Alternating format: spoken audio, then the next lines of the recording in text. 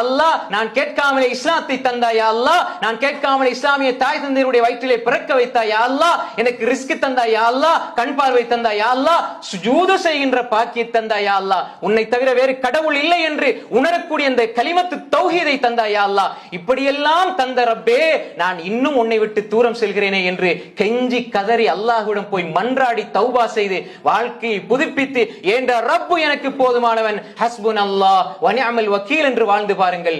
வாழ்க்கை புதுமையானதாக மாறும். வாழ்க்கையில் உயிரோட்டம் தெரியும். அந்த வாழ்க்கைக்கு ஒரு ரூஹானியத் உயிரோட்டம் இருக்கும்.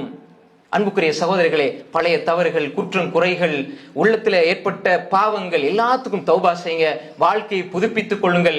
எப்பொழுது ஒரு மனிதன் அல்லாஹ் எனக்கு போதும் என்று அல்லாஹ்வை நோக்கி சென்று விட்டால், இதா அதைத்தஹு யம்ஷி அதைத்து ஹர்வலா, என்னுடைய அடியான் என்பால் நடந்து வந்தால் நான் ஓடி வருவேன் என்று அல்லாஹ் சொல்கிறானே. நீங்க நடந்து போங்க சகோதரர்களே, மெதுவா போங்க.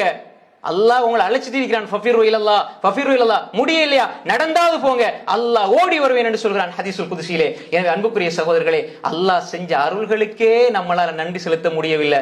திரும்ப திரும்ப நம்ம கேட்கிறோம் என்றால் அல்லாஹ் கேட்க சொல்றான், தந்து கொண்டே இருப்பான். அல்லாஹ் கருணையாளன், அன்பாளன். ஹஸ்புனல்லாஹ், அல்லாஹ் எங்களுக்கு போதுமானவன் ஒருவன் சொல்லிவிட்டால் அவன் போதுமானவனாக ஆகிவிடுகிறான்.